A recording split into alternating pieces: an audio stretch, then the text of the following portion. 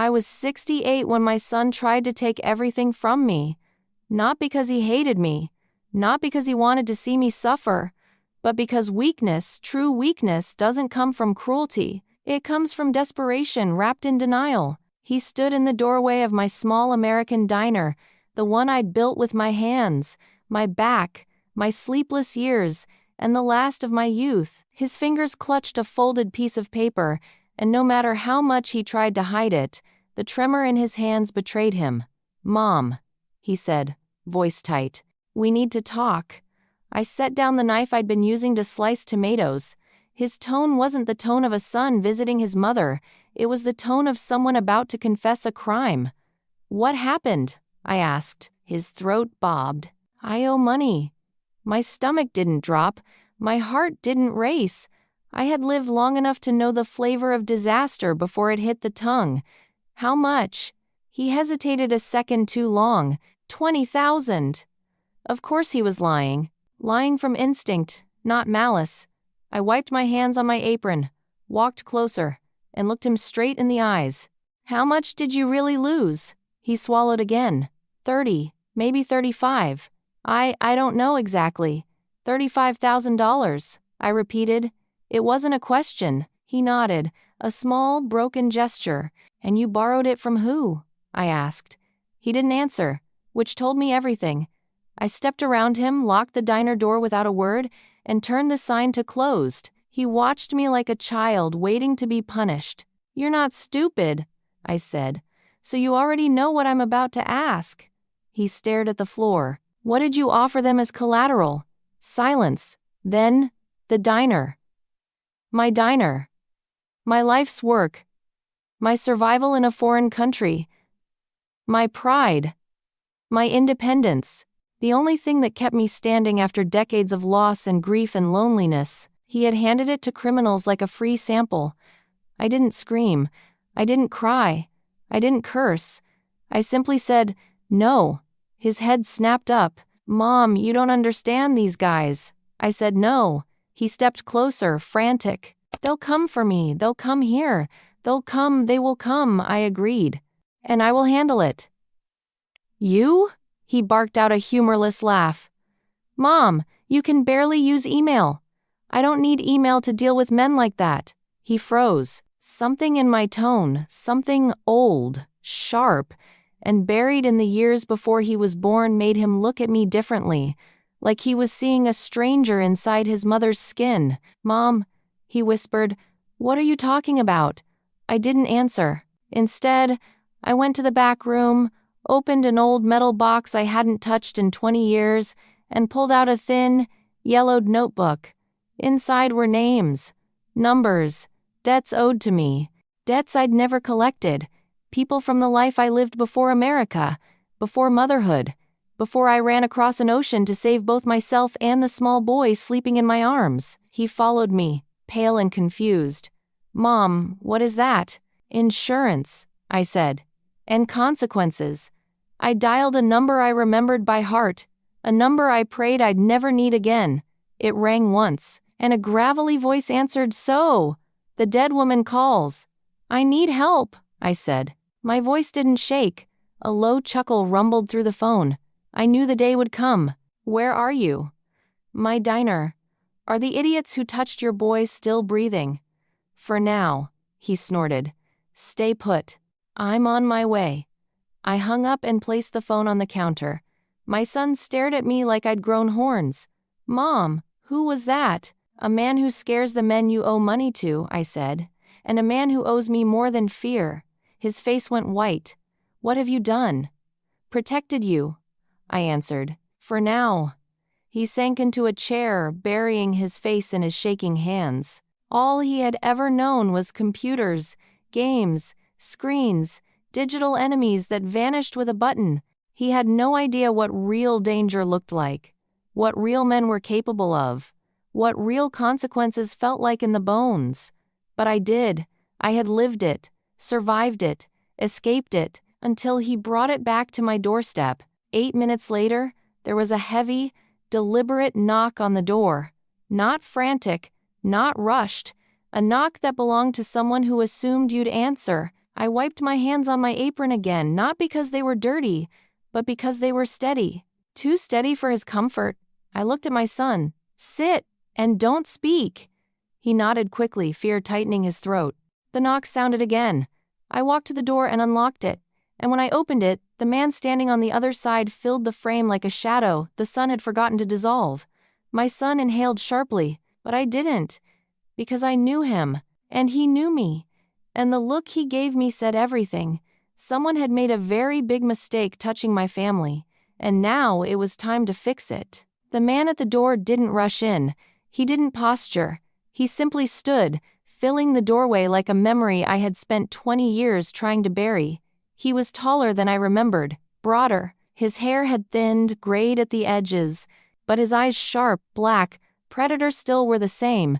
He looked me over and gave a faint nod. "You look older," he said. "You look worse," I replied. A smirk tugged the corner of his mouth. "Still biting," he said. "Good." My son stared at him, then at me, then back at him again. "Mom, who is this?" The man stepped inside, shutting the door with the kind of gentleness that felt more threatening than a slam. "I'm the man," he said, "who kept your mother alive long enough to have you." My son blinked at me, horrified. "That's not true," I said flatly. "Don't listen to him." But the man laughed. "Still telling your boy fairy tales, I see. Still lying like you breathe." I shot back. His eyes glittered with something almost amused. He was dangerous. Always had been. But he was an old danger, a familiar storm whose pattern I could read even now. He took a seat in one of my diner booths, leaning back like he owned the place. "Well," he said, "tell me what mess your son stepped into." I took a long breath. "My son owes money to loan sharks." "I assumed that part," he said. "How much?" $35,000. He whistled softly. "Ambitious boy. Foolish," I corrected. My son flinched. The man's gaze slid to him. Slow. Assessing. "You gambled?" My son nodded miserably. "Yeah. Online? Yes." "With whose money?" He hesitated. The man's voice sharpened. "With whose money?" I borrowed it," my son stammered. "From some guys, not some guys," the man cut in. "Names." My son swallowed. "They call themselves the Cantero Group." I stiffened. The man didn't, but the air around him did. It dropped several degrees. He leaned forward, elbows on the table. "Your son," he said slowly, "owes money to them?" I nodded once. "And they know about the diner?" My son spoke before I could. I told them it was collateral. The man let out a slow, murderous exhale. "You offered your mother's livelihood to the Cantero brothers," he said. "That is impressively stupid." My son shrank. "I didn't know who they were." "You knew enough to be afraid," the man said. "And you still opened your mouth." He turned to me. "You should have beaten that habit out of him years ago." "I tried," I said quietly. "I tried everything except breaking his fingers." The man shrugged. "Sometimes that works." My son made a small sound of protest. The man ignored it. "How long until they come here?" he asked. "Tonight," I said. "Tonight?" He clicked his tongue. "You called me in late. I only call you when I must. And this is a must?" I met his gaze steadily. "Yes." His expression shifted, subtly accepting the weight of that word. I hadn't called him in 20 years, not since the night I left the old country, not since the night my past nearly killed me. He owed me several favors, huge ones, the kind that stain a man's conscience forever. And today I was collecting. He rolled his shoulders, cracking the stiffness of age. "All right," he said. "Tell me everything." I told him. About the debt. About the threats. About the men who had asked my son for collateral. About the mistake my son made, offering them my diner. He listened without interrupting. When I finished, he let out a long breath. "The Cantero brothers don't want money," he said. "They want leverage. They take businesses, not cash. They stand behind clean fronts and dirty books. If they get a hand inside your diner, they won't let go. I know. They'll bleed your vendors. They'll move product through your kitchen. They'll use your books to launder. I know. They'll turn you into a liability, and if you fight, I'll disappear. I finished. Yes. I know that too. My son made a small choking sound. Mom, what are you saying? The man turned to him. She's saying you didn't borrow from loan sharks. You borrowed from criminals. Men who don't yell. Men who don't threaten. Men who just do. My son's breathing quickened. I didn't know. Stop saying that, I snapped. You didn't want to know. That shut him up. The man stood. When will they come? He asked again. Soon. Then we don't wait. He walked to the diner's front windows, peering out into the night. The street was empty. Too empty. A bad sign. I joined him, standing at his shoulder. And then I saw them. A black SUV rounding the corner. Slow. Unhurried. Confident. My son whispered, "Oh God, they're here." The man beside me cracked his knuckles. "No," he said softly. "They're almost here." He glanced at me. "You still keep anything useful in this place?" "Useful how?" "Sharp." I gestured to the kitchen.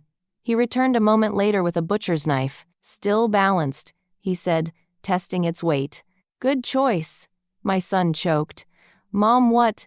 "Sit down," I ordered. "And do not move." He obeyed. Fear finally taught him obedience. The SUV pulled up right outside the diner. 3 men stepped out. They didn't look around. They didn't hesitate. They walked straight for my door. The first man was tall, clean-cut, dressed in an expensive coat. The second was shorter, thicker, expression cold. The third, thin, sharp-faced, held something in his jacket pocket. Not a gun. Papers. Worse. The man beside me murmured, "Antonio, Marco, and Luis Cantero. Lovely." My pulse didn't rise. I had faced worse than them, and I wasn't alone. He handed me the knife. "You hold it," he said. I blinked. "What?" "If they see it in my hand, this becomes something messy. If they see it in yours," he smiled, "they'll hesitate. Men always underestimate older women." He wasn't wrong. I gripped the handle. The weight steadied me. The Cantero brothers stepped inside. "Mrs. Kovacs," the tall one greeted smoothly. "We need a word." I stood still, knife in hand, unmoving. He paused. Ah, there it was. The moment a predator senses he may have miscalculated. "We came to collect," he continued cautiously. "Your son owes us." "I know what he owes," I said, "and I called someone to negotiate." He frowned. "Negotiate? With who?" The man behind me stepped forward. The Canteros froze. For the first time, fear cracked their polished facades. "Hello, boys," he said calmly. "Miss me?" Their throats bobbed. Their posture faltered. "Antonio," the eldest, whispered, "you're supposed to be dead." The man laughed. "Everyone keeps saying that." The temperature in the room seemed to drop. "Now," he continued, "you're going to step outside, calmly, without your paperwork, without your threats, and without any illusions that you're walking out of this with a deal." Antonio swallowed. "This isn't your business." "It is now." Marco stepped forward, but the man held up a hand. "No, don't." Marco froze mid-step, because he knew, because all 3 of them knew exactly who they were dealing with. I wasn't sure if my son could breathe. I wasn't sure if I was breathing. The man crossed his arms. "You idiots touched the wrong family. The debt stays with the boy. But the diner? Off limits." Antonio's jaw tightened. "That's not your decision." "It is," the man said. "If you want to wake up tomorrow." Silence. Long. Heavy.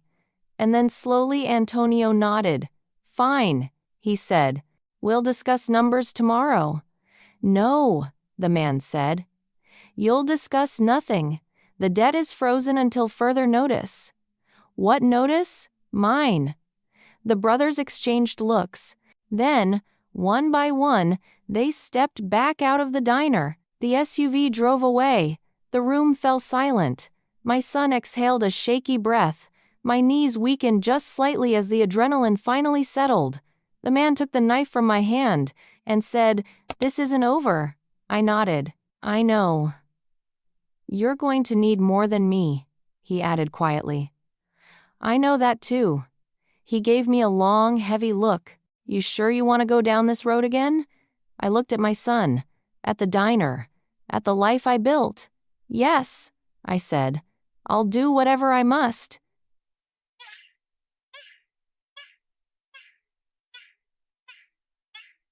Then you need to hear something. The Canteros didn't loan your boy that money alone. Meaning? Meaning? He said. Someone else is pulling strings behind them. I stared at him. Someone bigger? Someone who knows you. Someone who hasn't forgotten you. A cold tremor passed through me. He stepped closer. It's not the Canteros you should be worrying about. Then who? I whispered. His answer was quiet, grave. Final. Your past. He said the word in a way that folded the air between us. My past. It landed like a stone thrown into water ripples everywhere, deeper than the obvious trouble. I felt each vibration in my bones.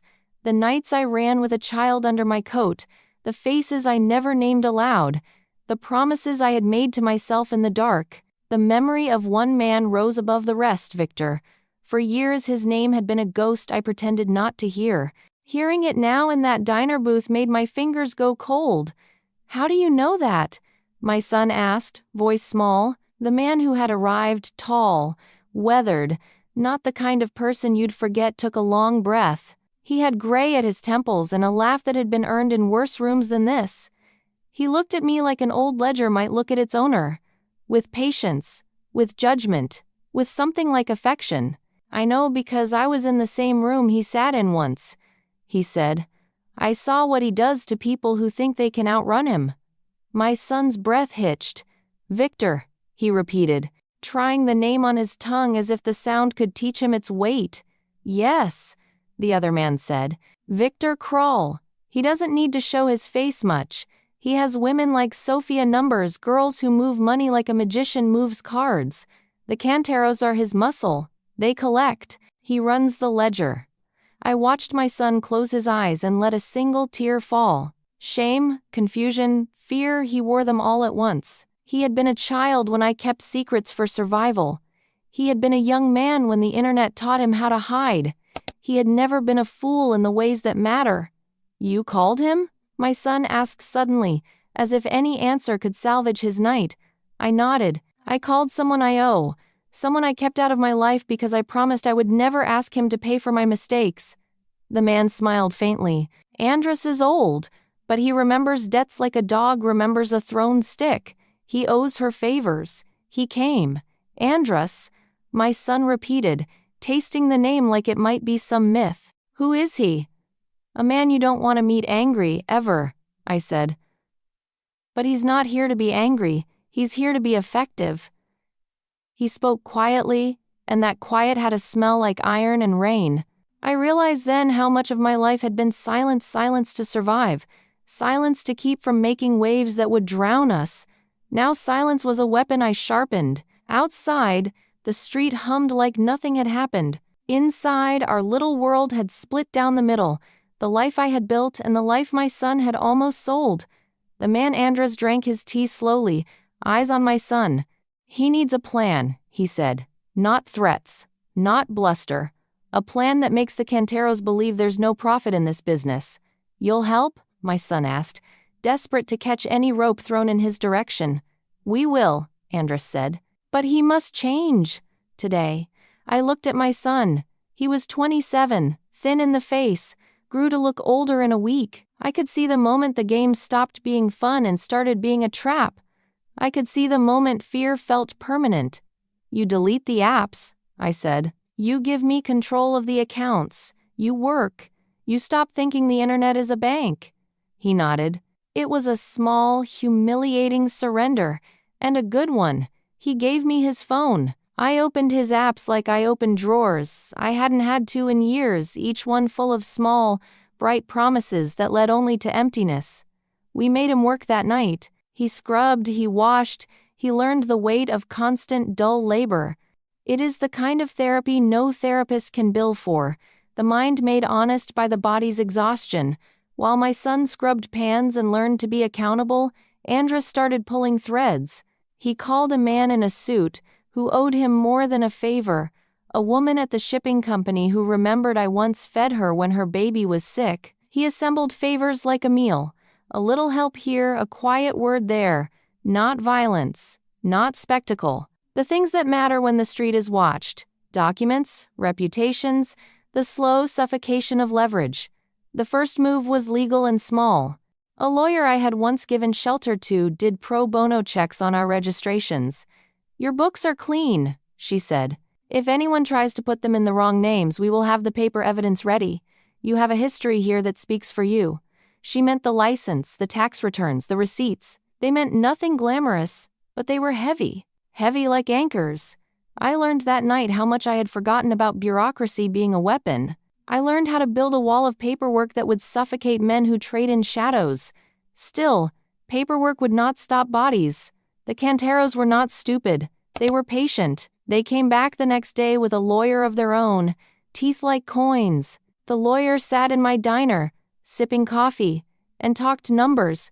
He listed threats in legal terms, the language men hide behind. He said things that sounded like ultimata but were really courtship attempts to sway with invoices and the promise of doing business. I answered like a woman who had practiced patience until it became muscle. I handed him a ledger, years of receipts, tax returns, clean transactions. He flicked through it with an expression that tried to be bored and failed. People who had spent their life taking what they wanted rarely appreciated the dignity of work in paper form. "This place is clean," he said finally. "We can't move it. We could, of course, move the debtor. He could do his time and the debt remains with him. He will work it off," I said. "Not with threats, but with sweat. We'll set a schedule and a payment plan. You'll get your money. You'll do it in a way the law will see." I meant it. I also meant that if they tried to move faster, there would be witnesses, vendors, a neighborhood that would speak publicity as a thin blade against private violence. The lawyer left. He didn't smile, he didn't threaten. He went away with the taste of numbers in his mouth, which was as good as a small scare. But it wasn't enough. The question at the back of my mind kept returning. Who had connected the Canteros to my son? Why would criminals reach out to a boy with no assets? That pointed like an arrow to a puppeteer. Then the name came up again, Sophia. And through Sophia, Victor, Andrus had set someone to follow the transfers. In a back office at the bank, a teller with a memory for people pulled up the account history. The trail was clever. Small deposits, small withdrawals, routed through a consulting shell that existed for 3 months and then disappeared. It smelled like a pattern I had seen before. Someone used the new and the naive as cover to run old money. Sophia's name turned up in a directory. She was efficient, handsome in the way of numbers, a redhead who wore black and never smiled. She had ties to a firm that had been dissolved under curious circumstances. The same signature appeared on several accounts. Sophia's handwriting was neat. Her accounts were neat. The scheme fit like a glove to a hand that had been taught to hide things very carefully. "Find her," I told Andrus. He nodded and moved like a man who had never stopped moving. He dialed. He remembered names. He called in windows and doors that open only when you know which voice to use. Sophia, when we found her, was not in a warehouse or an abandoned office. She was in a coffee shop 2 neighborhoods over, with a newspaper folded on the table and a cappuccino cooling in front of her. She smiled when she saw me in the crowd, because she knew smiles before she met people trained weaponry. "You shouldn't have come alone," she said, eyes like knives. "This is very brave." "I like coffee," I said, "and I like explanations." She drank unhurried. "I don't do explanations for mothers who keep sons who are careless. You don't do anything without orders." "Orders pay," she said, calm as if she were teaching arithmetic. "You didn't pay Vladimir, you know. He's not a man who forgets." I watched her. Watching is an old art. You watch facial tics, the way fingers rest, how a voice tightens on certain vowels. I watched and I learned. Her eyes didn't flinch when the word Victor was mentioned because she had been told not to flinch. That told me she was neither new nor entirely fearless. What if I told you your ledger is about to be counted? I asked. She smiled. Then I'd suggest you hide your receipts. And if you can't? I pressed. She looked down, fingers stroking the rim of her cup. Then it gets ugly. She said it with the same neatness she used to talk about deposits. Ugliness sounded operational. She left before I could say more, and I felt the cold of a room after a fight. When she walked away, I saw a man in the distance watching her. Someone followed by habit follows someone else by job. The man lifted his phone, typed, and moved on. We had found our woman. Now we had to find the hand that moved her. That hand had a name that tasted like ash. Victor.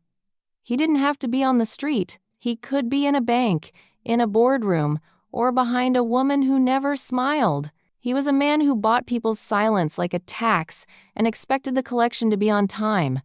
I kept returning to the old box names I had once written down in a cramped hand. Allies. Favors owed not by law but by memory. I pulled out a paper, folded it, slid it into my coat. There were nights when guilt shadowed me, nights I thought I had paid too high a price to survive. But then I saw my son sleeping on the bench that night, exhausted from scrubbing the grill clean, and felt that whatever I had been once, it made me who I was now. Someone who would not let her child be sold. We moved while the city slept. Andrus arranged a quiet meeting with a broker who knew Victor's pattern, what banks he favored, what shell companies bore his thumbprints. We used subpoenas whispered into ears that understood how to use them. We placed a call to an old journalist who liked big corrupt monoliths and used the right hint to get his curiosity lit. Public light makes shadows run. And then, perfectly on cue, Sophia reached. She sent a text. Meet me at the riverside. Alone. It was the bait you expect from someone confident. I told my son to stay at the diner. I told Andras to bring a recorder and a witness. I told a junior lawyer to be ready to move on any paper we might need. When I walked along the river, the night shaped around me wind over water, the city breathing. Sophia stood where the light was worst, where you could hide in pockets of darkness. She looked up when I approached, eyes hard. You shouldn't have done this, she said. I shouldn't have had to, I replied. She smiled that thin smile again. You underestimate my employer. And you overestimate him, I said. Because you came alone, she tilted her head. So you know about him? I know he's a rumor that eats people. I know he has a ledger and he uses names. I know he underestimated a mother. Her face changed, then the confident mask slipped, and just for a moment I saw the woman beneath, someone nervous, someone who had been told she was safe only as long as she stayed obedient. You play a dangerous game, she said. So do you, I said, and you lose when you play for men who never keep you. She stepped back. You think you can take him down with, what? Paper? Witnesses? Yes, I said. Paper and witnesses. And me. She laughed, short and empty, and then the sound of sirens slipped into the night like something inevitable. She spat a word in apology, a curse, and turned to run. That is the moment you see the map of someone's life. Will they fight, or will they scatter? She scattered. The next day, the accounts Sophia had touched were frozen by an alert. Our quiet friend whispered into a bank ear. Her shell company fell under review. A woman who handled 1,000 invisible transactions found herself visible in the world's ledger. The men who had thought themselves clever felt the prick of public attention. Victor, if he moved, would have to do so through channels that showed footprints. I watched the world move like a chessboard, knights repositioned, bishops slashed slowly. I learned, again, that revenge isn't a firework. It is a long, patient job. You call witnesses, you bring the ledger, you make the map of a life, and you follow all the lines, until the pattern is undeniable. Days passed in the rhythm of that work. My son learned schedules. He learned how to be on time and not make invisible promises. He learned to show up with money folded in an envelope. He learned how to look someone in the eye and accept that he had been wrong. In the evenings, he scrubbed the grill until it shone. In the mornings, he served coffee and watched the street like a man deciding how to be. Andres and I spoke less of the past and more of the present. There were nights when he would sit across from me with his hands folded, telling tales of other debts paid. He had a way of saying, "We are not monsters." That meant we were precisely the opposite. We needed to be measured because monsters are loud and messy. We had to be clean in our execution, ruthless in calmness. The city can swallow storms. It can also remember them. News of a raid, a frozen account, a name in a paper, these things build momentum. Men who had thought themselves invisible found themselves on the margins. One evening, as I closed the diner and locked the door, my son came up to me quietly and put his hands on mine. They were calloused now, steady. "Mom," he said, voice ragged, "I'm sorry. I didn't know how much I could hurt you." "You hurt me because you were young and careless," I said softly, "but you can fix it. Fixing is not a spectacle. It's work." He nodded, and I felt something unnameable settle between us. Not forgiveness, exactly not yet, but a promise with muscle. I had started this fight to protect my son. Somewhere along the way, the fight had become about me as well, about the woman I had to reclaim, the history I had to name, the life I would not allow another to rearrange. Victor was a shadow, to be sure. He could still move. He could still be dangerous. But the ledger we had built around him would not vanish overnight, and if he came in anger instead of through tidy channels, then we would meet him in the open where witnesses existed and made men small. That night I slept in the diner, on the battered couch behind the counter, with my son's coat over my knees. I had no illusions about tomorrow being easy, but I had the satisfaction of a plan. Fear was no longer a blanket, it was grease on the pan, something you wipe clean and reuse. When dawn cut through the windows, I stood and opened the door. The street looked ordinary. Buses sighed. Coffee vendors set up. People who had no idea their neighborhood had almost been kidnapped by greed walked by with their lives intact. And in my chest, something that had been hard and cold for years softened, not because the world had become safer, because I was no longer running from the woman I'd been. I had put her back in the world. And she was standing, knife in hand, ledger in pocket, ready to make anyone who tried to take from her understand the cost. If Victor moved, he would find a woman who remembered exactly how to barter. If he came with threats, he'd find witnesses. If he came with violence, he'd find men who remembered debts. If he came alone, he would be foolish. We were not done.